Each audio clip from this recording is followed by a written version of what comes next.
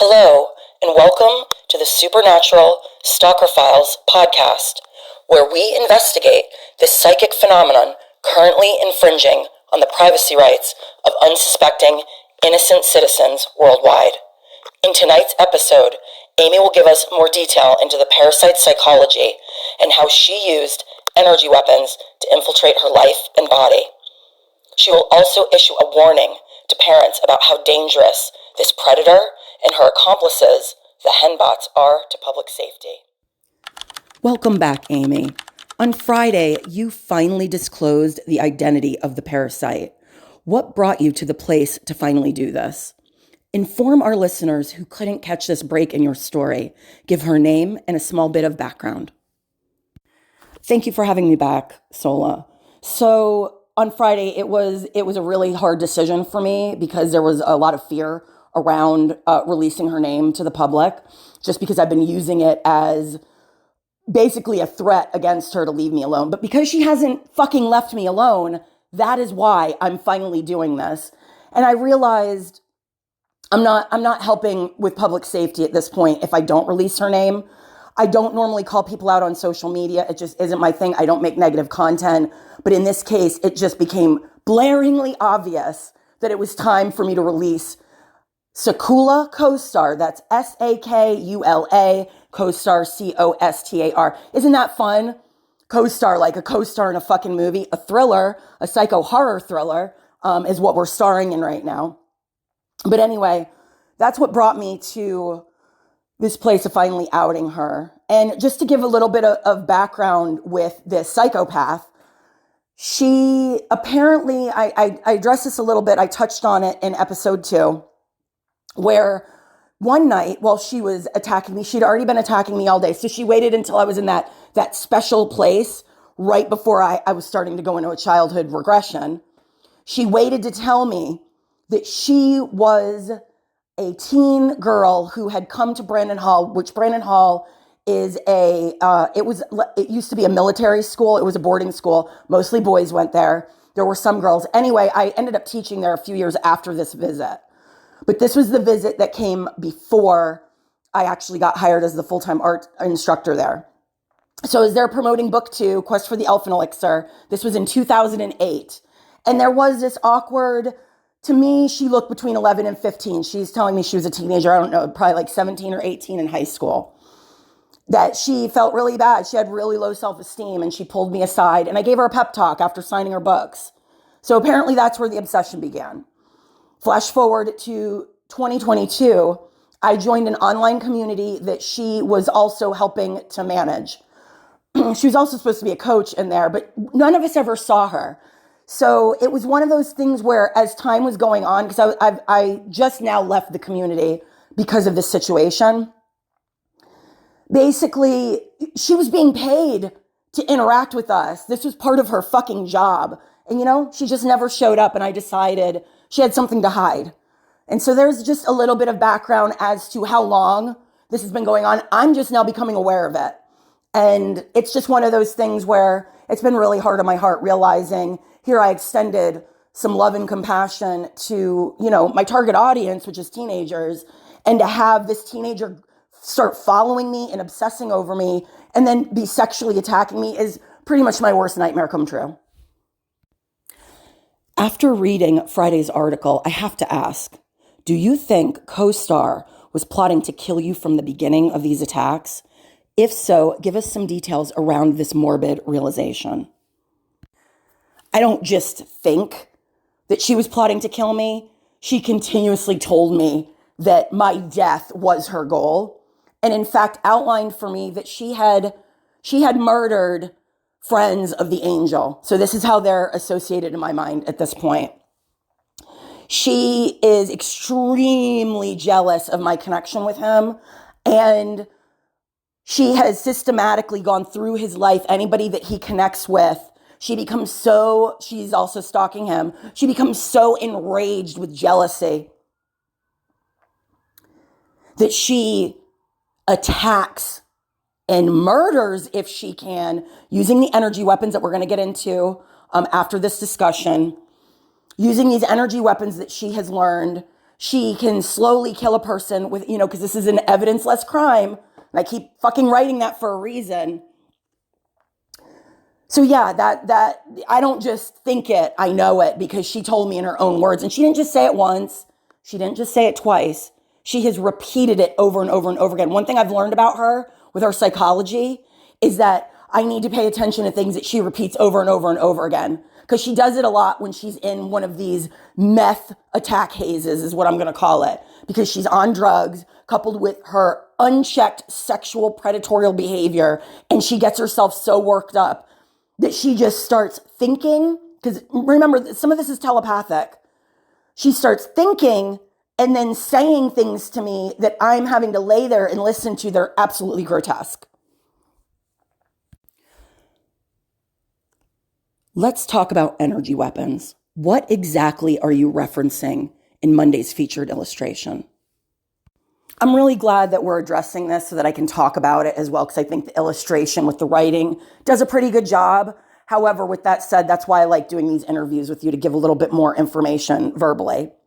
So it starts with the telepathic terrorism, where you're basically being broken down psychologically. So the bullying tactics, calling you fat, calling you ugly, making fun of your living situation, that you don't make any money, anything to lower your self-esteem as far as it can go, to break you down psychologically, to kind of prime you for what's coming. So that's phase one, stage one, is the telepathic terrorism. For me, that lasted about, I want to say, 4 to 6 weeks. And that's what landed me in the mental health facility, number one.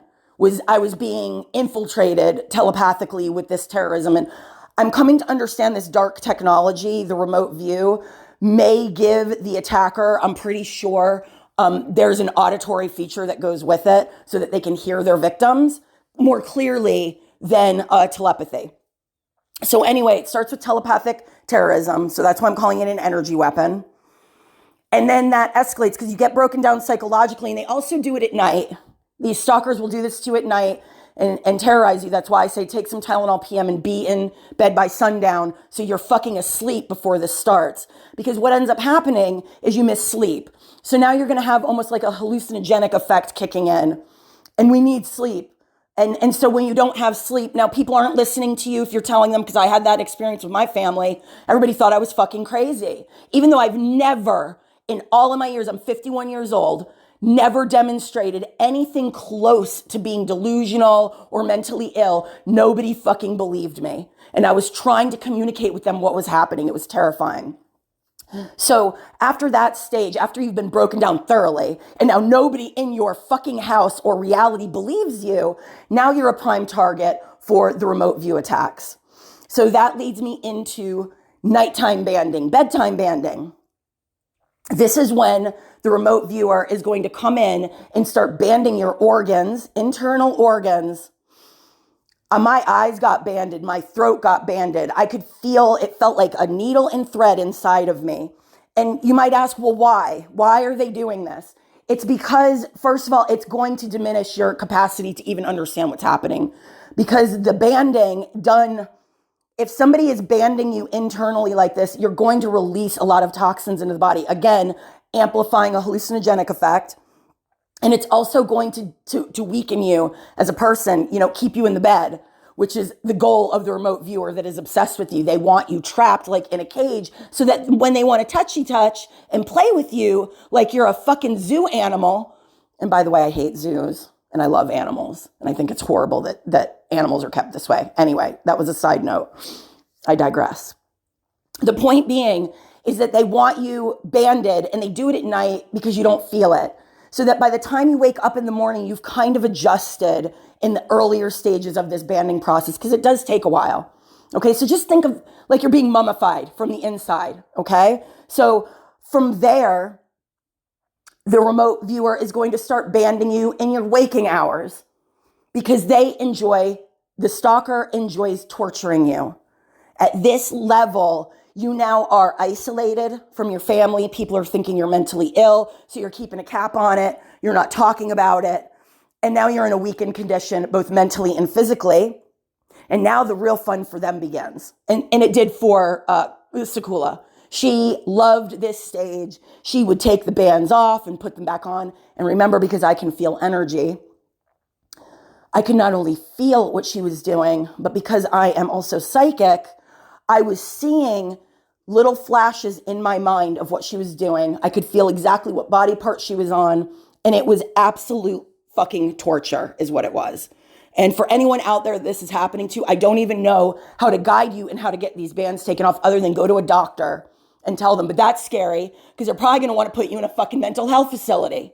So this is the problem in our society right now is people are not listening. They're just wanting to shove medication down your throat and shove you away somewhere to make money off of you as opposed to actually helping you. And I'm sorry if that bothers people, but it's a fucking problem, especially here in the United States. Prior to recording, you mentioned COSTAR also deployed an aggressive tactic to your internal organs. What was she doing and what did it feel like? Okay, this part of the story is it's really creepy. It's like something out of Black Mirror on Netflix. So not only does she do the banding, I can start feeling her hitting. She told me she was hitting my hypothalamus and my pituitary gland like a fucking speed bag at the gym, okay? Just like Rocky Balboa, just going to town on it. And I could feel it. Not only could I feel it, I could hear the thumping sound inside of my body and the vibration just rattling me from the inside. And she would do this for hours, telling me she was speeding up my metabolism so that, I would basically go into hypothyroidism and my body would consume itself. She bragged about doing this to one of the angel's friends, in particular, one of his best friends who died last year. And if he's listening to this, I'm sorry. I've communicated this to you telepathically, but I want to put it here to the angel that she was bragging to me about this, and he did come through, and I do speak to people that have passed over and communicate, and he wants you to know that he loves you. But the reason he's been hanging around and he's talking to me is hoping that I pass this message to you. She tortured him. She tortured him to death, and that is why he's no longer with us here. He's no longer with the angel. So I just wanted to put that in here right now. So this aggressive hitting the organs is her go-to. So she's not just touching children and a creepy pedophile character. She is also what I'm going to call a new breed of serial killer who can see inside somebody's body using this dark web technology combined with her own psychic gifts. And after banding you and breaking you down, once you are depleted to the point that you're no fun anymore, what the parasite does is she just wants you dead so that you can't tell anybody about this. And so then she starts hitting your organs. And that takes a while. I think 1 year is what she was telling me. I'm at 8 months right now and I can barely walk. Amy, this sounds absolutely terrifying. And I just want to extend my love and compassion to you. You also mentioned what is to me the most distressing part of this hostile round of attacks. A scenario in which COSTAR was hollowing your energy body and muscle tissue out in hopes of, and I quote, wearing you like a skin suit. Please explain what this felt like and break down how you came to understand what she was doing. It's really hard for me to talk about. So I'm probably going to fumble through this one a little bit because it is still going on. Where it usually starts at night when I'm laying in the bed for the rest of the night. And I don't know if she's doing this during the day, okay? Because I'm trying to work and she attacks me heavily when I'm sitting at my office desk and trying to work on our family company business, which is a fireplace company that I manage to, feed our family. And then I also have my art and writing. And so anyway, I don't know if I'm numb at this point or I'm just not feeling it, or if it doesn't start until night, but it's at night that I can heavily feel it. And she makes sure that I can feel it. She makes sure she grabs, here's what I want to explain. I'm laying in the bed. Just imagine I'm flat on my back in the bed. And it starts at the bottom part of my glutes. And she claws her fingers in as if she is hooking in and pulling herself up, like pull-ups in the gym, is what it feels like. So she latches on there and she just kind of hovers for a while and she touches the underside of my vagina to just let me know. And if I'm not paying attention, she grabs it and wiggles it around. And I can feel all of this as if it is solid form. So the level of trauma is there. And then she starts mashing on my muscle tissue is what it feels like, and smoothing the energy and also the muscle that is attached to the energy body. And it feels like it's like Play-Doh, and she's smoothing it out. And then what she does is she inhabits the lower part of my body. I can feel it when I'm walking. My legs feel like stone at this point. And when I asked her why the fuck she's doing this, she told me because she wants to wear me. That is her plan. This isn't a normal sexual attraction. This is she wants to live through my body. She wants to experience things through me. She does not want to be in her body. And in her fucking psychopath brain, she has decided she's found a way with remote view to inhabit my body like a fucking parasite. And she is wrapped around my sciatic nerve. So she's attacking me on a lot of different levels to try to literally take me down. And so I can also see it in my mind's eye. I spend a lot of time, unfortunately, with my eyes closed because I need to keep my telepathy open because that's where the silent ones and the angel come in to assist me. And so I have to be open at all times to communication, and she knows that. And so the more open you are telepathically is the more open you are, unfortunately, to these type of remote attacks. So I hope that explains it well enough. You call COSTAR a parasitic psychopath. Please give our listeners a brief description of what you mean and from your experience, why you believe this individual is a threat to public safety, especially children. So this is a lot of information. I brought notes with me from the article that I wrote. I'm just going to kind of read right straight off this. For people that don't like to read, I think this is a good way of conveying the message. So I call her a parasite because she latches on, invades, and tries to overtake you while feeding off your energy. She doesn't release you until she has completely depleted you of all energy. And even then, she hangs on sucking you dry. It is 8 fucking months later. And this bitch, this fucking psychotic bitch, is still sucking energy out of me and telling me she can't let go because, dun, dun, dun, dun, she has depression. That's not how depression works. I just want to insert that here. So we're just going to go over the traits that I outlined in the article and just a little brief overview. I'm just going to read straight off of this piece of paper right here. Trait number 1, lack of empathy and remorse. No matter how many times I begged her to leave me and the young adults in this house alone, she didn't listen. In fact, she threatened me with higher levels of violence. To date, she has shown 0 remorse for her unwarranted attacks. Trait number 2, superficial charm.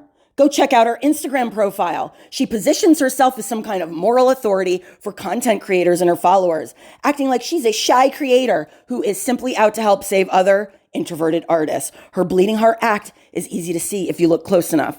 It's about as fake as her filtered aesthetic. Trait number 3, manipulate and exploit others without guilt. She clearly doesn't love the good people in her life and is a master manipulator. She went into detail about some of her closest family members, including her parents, saying shocking things to me about them, all to justify her attacks on me and my family. She's full of excuses. She really is. And none of them are about taking ownership for what she's doing. Trait number 4, appear normal and intelligent. She tries to appear normal and intelligent. However, after spending so much time with her in this forced hostage situation, I can tell you she's neither. She's thick in the fucking head. The fact she gave me her first and last name again and again while assaulting me displayed a level of idiocy that's staggering. Idiocy. That's what I meant to say for all of you heckling henbots in the back that want to make fucking fun of me right now as I just stammer over this shit. Usually criminals don't leave a business card at the scene of the crime. They really don't, but she did. She left it again and again and again until I got the point. My conclusion is she derives pleasure from her victims knowing who she is. Trait number 5, impulsive. The fact she couldn't stop attacking me, especially between the legs, no matter what time of day, is a clue that she lacks impulse control to a demonic degree. Most predators move on once their prey is either too weak to produce any more stimulation or they're dead. Not SAKULA. There was complete disregard for my condition. She fantasized, I addressed this, I believe in episode 2. She fantasized about having sex with my dead body and forced me to listen to her repeat that while handling me. It was one of the most disturbing things I experienced. Trait number 6, self-centered. She repeats key phrases that let her victims know how little their pain matters. Things like, I'm elite and rich and you're poor. Therefore, you're my sex slave. She referred to me as her STEM toy and pocket pussy thousands of times. She treated my body like her personal sex toy and felt justified in doing so. She has this obsession with wanting me to engage in a threesome with her while insisting she isn't liable for horrendous behavior because guess what? She has depression. Trait number 7, disregard for social norms. Within the online community, she was supposed to be in the foreground. I already addressed this, but I'm going to go back over it. It's not normal to ignore your position so blatantly at a job where people are paying you to interact with them. I realize now she knew we would see right through her overblown shy creator cosplay. Trait number 8, disregard feelings of others. Her level of disregard was appalling. To attack someone like this day and night for 8 months takes a level of disassociation from others' feelings to a level I can't even put into words. I hope that answers the question. You answered the question perfectly. Thank you, Amy. Although I don't usually bring politics up in discussions such as these, I want you to tell me about COSTAR's motive to stoke the fires in the United States between citizens while attacking President Trump and Kamala Harris remotely. Why would she do this? Yeah, this was a really shocking development within the context of this story that came through more than once. And so I feel obligated to at least touch on it. Now, I want to preface this by saying I have no evidence. I'm making no claims. I don't know if this was a prophecy of what was to come if she didn't get stopped by, I guess, me, or if this actually happened. So I need to put that part in there. All of these other events have happened 100% concretely. This is one of those where I need to outline and highlight. This may have been something that we prevent happening. And that's my hope. That is actually my hope. So let's just start with SAKULA hates Americans. She mentions it a lot. And in fact, that was part of her motive, that she felt safe to explore violating a bunch of us, especially women and children, because, you know, we're just Americans. We're scum. Apparently, that's how she feels about us. So we're just less than. And she kind of looks at us like a gerbil, you know, something she can experiment on, try out her lesbian fantasy that she doesn't feel comfortable exploring in real life. So she decided touching women, you know, which she really likes, by the way. I've discovered that, unfortunately. And other women that are out there right now. I'm speaking for all of us, okay? I'm trying to give voice to it. So anyway, it came through that she was attacking President Trump and Kamala Harris. So I have not watched the news, folks. Okay. I am standing right in the middle at this point. I voted for Kamala Harris, to make that clear. But where I'm at right now is I just want peace in our country and I want things to normalize.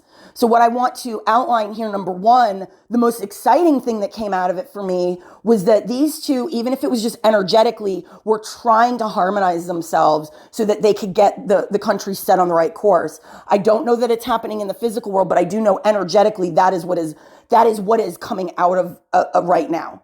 So it's a hopeful thought, okay? So just bear with me here.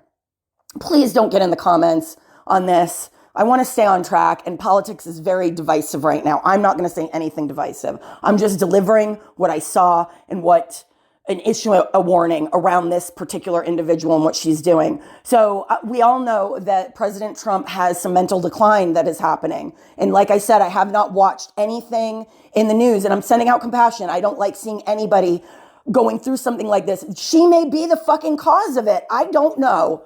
Okay. I do know that her attacks on me have caused a mental decline.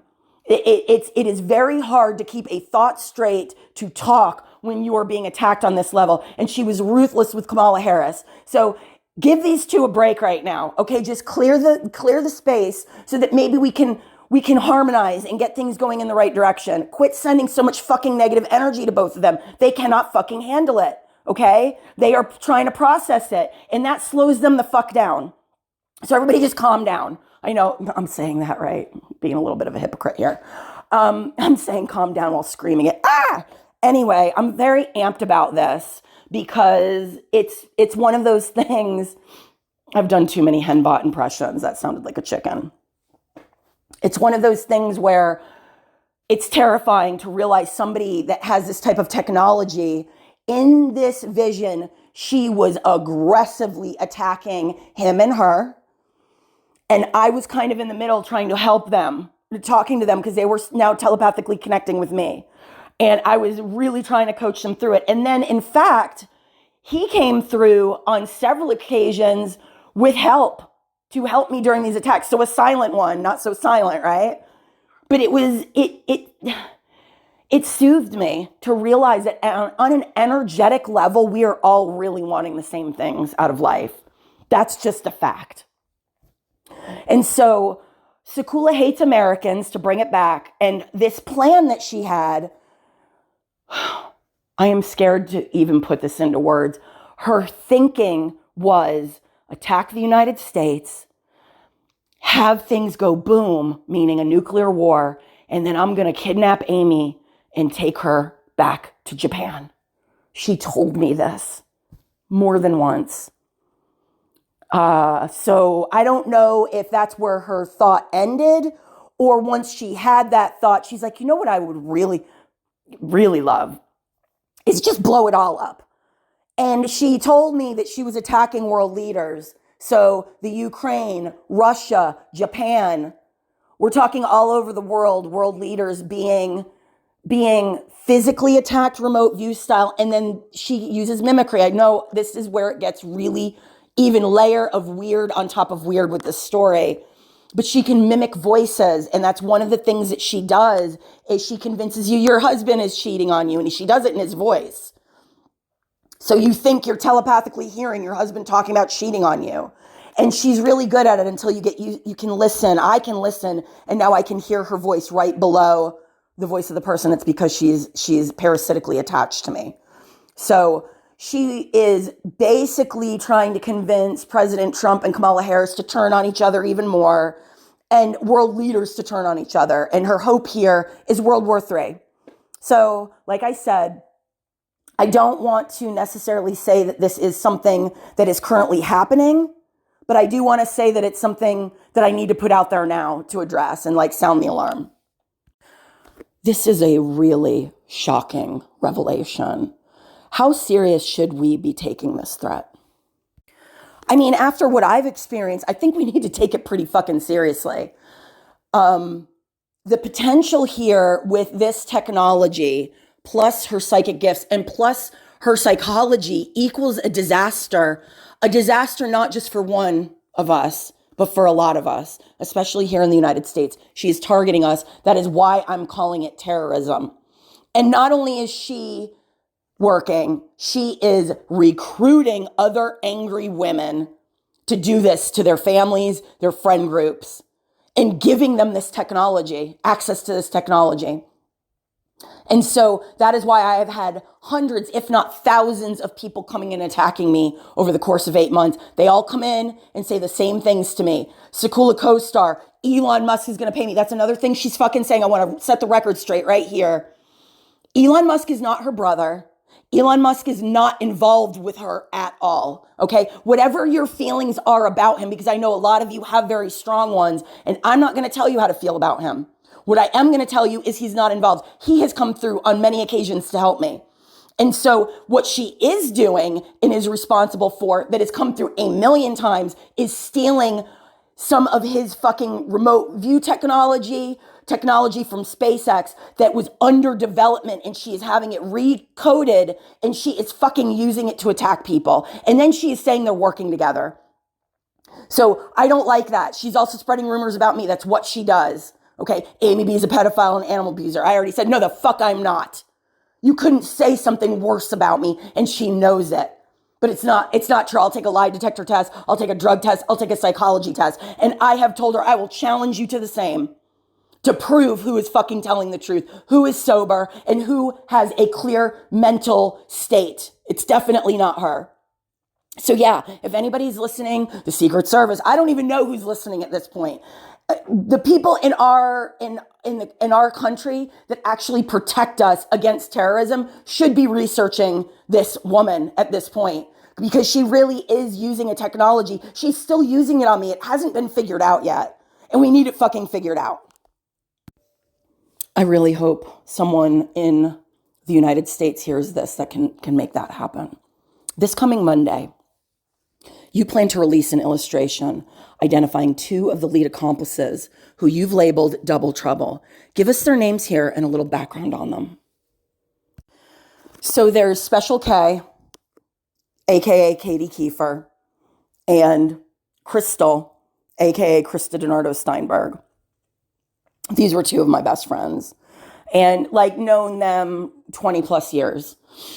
And so it was absolutely shocking to have them coming through telepathically and remotely, because they also had access to this technology from SAKULA. They basically joined forces with her. And, let's start with Katie. Katie and I, we ran in the same club group. We partied a lot together. And that's really how the friendship started. But over the years, her and I would get together and have lunch together. And I considered her like a sister. I really integrated into her family. She's got a wonderful group of sisters. I helped her deliver her baby, Nikki. And I was good friends with her husband, Brian. She lives only 1 mile from my house. So this was one of the most heartbreaking things, is that Katie started displaying just like a real narcissistic tendency. Once I moved into this house with my ex-husband, we moved back in together after we got remarried. And I kept calling her out on it, because I really do feel like direct communication when you're having problems with people is the only way to resolve it. And we would go periods of time without talking.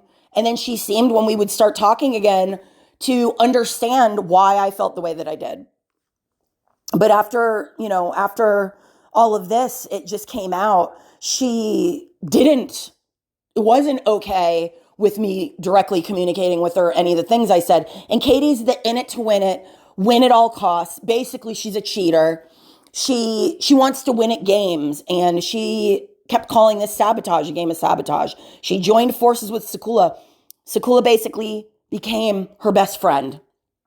This was her bestie. So every time I was being attacked, Katie was there to not only rev it up and rev SAKULA up, even when SAKULA would start to calm down and leave me alone, she would goad her. So she was actively working against me. Every time the angel or silent ones came through to aid me, she would try and sabotage it. And she was treating it like a game. She just repetitively, for 8 months, has been calling me fat, disgusting, fat face. She can see through my eyes. She makes fun of me constantly. And she's also been sexually aggressive. She has put her hands inside of me. So she too has basically, what I would call, digitally raped me, putting her hands inside me, letting me know it's her. She feels like she has a right to my body. And if you're asking, how do you know somebody's remote viewing you? Well, I can feel energy, and it feels like somebody's zooming in on you and leaning in, and you can almost feel the energetic push of, it's just like they're right there. And she does this to me constantly. And I can now feel her hands on me when she's measuring me. She's measuring my waist. She's obsessed with the angel and I's relationship, and obsessed with thinking she belongs with him. And yeah, that's pretty much the basis of it. It's a very surface level evil motive. She is also a one-dimensional villain in my mind. So it breaks my heart. I disconnected from her at really the beginning of this, when she kept identifying herself while she was attacking me. She kept calling herself Pink because she had this pink fucking hair that she dyed for years that apparently is now falling out. But that's a whole other story. And in my mind, she's like this zombie who's just, what do you weigh, fatty? And it's just over and over and over again. It's quite traumatizing. And what about Crystal? CHRISTA DINARDO-STEINBERG. Fill us in on her a little bit. Well, CHRISTA went to school in Orlando for acupuncture. So, in the beginning, she kind of got pleasure out of telling me, I think she actually had her needles, now that I understand what's happening to me more. She was visualizing sticking these needles in me while using remote view in my sciatic nerve to basically stun me and keep me in the bed during these attacks. She also was sexually aggressive, saying just disgusting sexual stuff to me the entire time I was being fondled. And then also sticking her hands inside of me.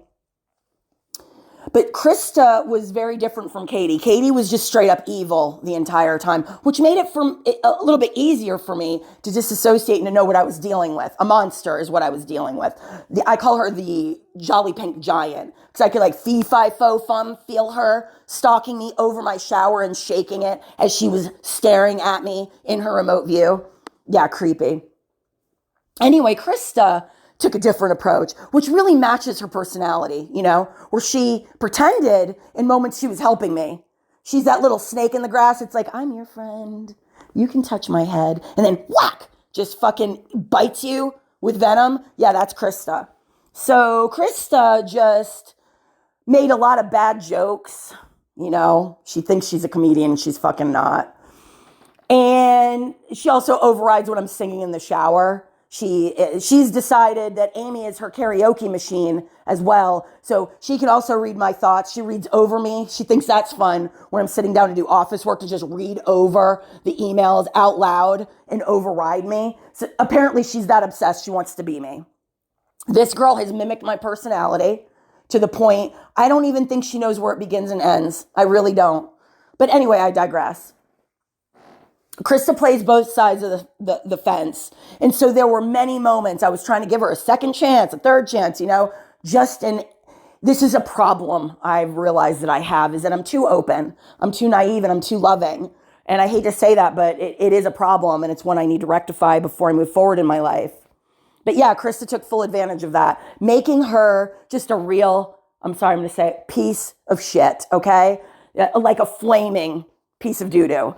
So I apologize for the derogatory language. I'm really worked up, and this is giving me a lot of anxiety to talk about. So yeah, that's in a nutshell, to use a heavily used metaphor, that is exactly what happened with both of them.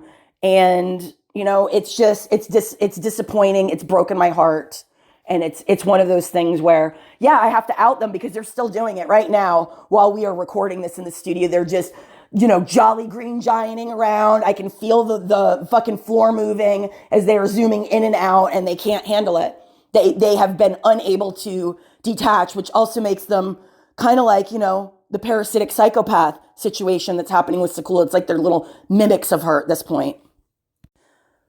On that note, I know both of these women meant a great deal to you. What's your closing message to them before you out them on social media on Monday? Number one, you all need to get your fucking heads checked. I have no idea how you have condoned this behavior, why you decided to sign up with the supernatural stalker, telepathic terrorist vibe, and why you decided that what you were doing to me and my family and my animals and just trying to basically collapse my life in hopes of killing me. They repeated this again and again. They helped with the banding and they wanted to kill me. So you all need to get your heads checked. And you're nothing but a bitter disappointment. And I hope that karma reveals to you over time just what a poor set of decisions and choices you have made, especially in reference to the last fucking 8 months. Don't ever contact me. And if you come into my comments and want to argue that any of this is true, go right ahead. But then I'm going to invite you to go get a drug test. I'm going to ask you to get a mental health check. And I'm going to ask you to take a lie detector. Because what I'm not going to do is this he said, she said, or she said bullshit. And have you all trying to defame me. Because you know what you fucking did. You know what you did. And now you're going to deal with some consequences. And what would you like to say to parents about COSTAR and her accomplices? What I want to say is these are dangerous individuals who have the potential to be pedophiles. I don't want to call them that, but I do want to say that they are engaging. They're on the pipeline for underage porn. They are looking at underage porn. They're swapping it on their fucking phones.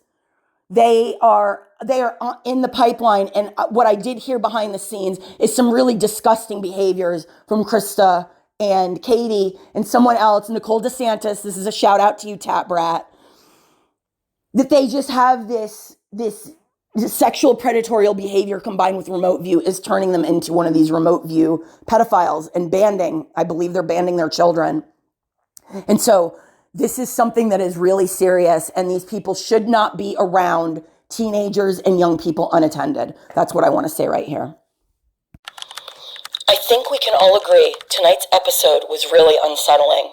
If you are experiencing supernatural stalking, or your kid is, you can find downloadable tips and other gifts on Facebook and Instagram. Please find those in the description box beneath this video. On a follow-up episode, Amy will disclose the identities and psychology of Two-Faced that assisted COSTAR in her diabolical plan to take Amy's life.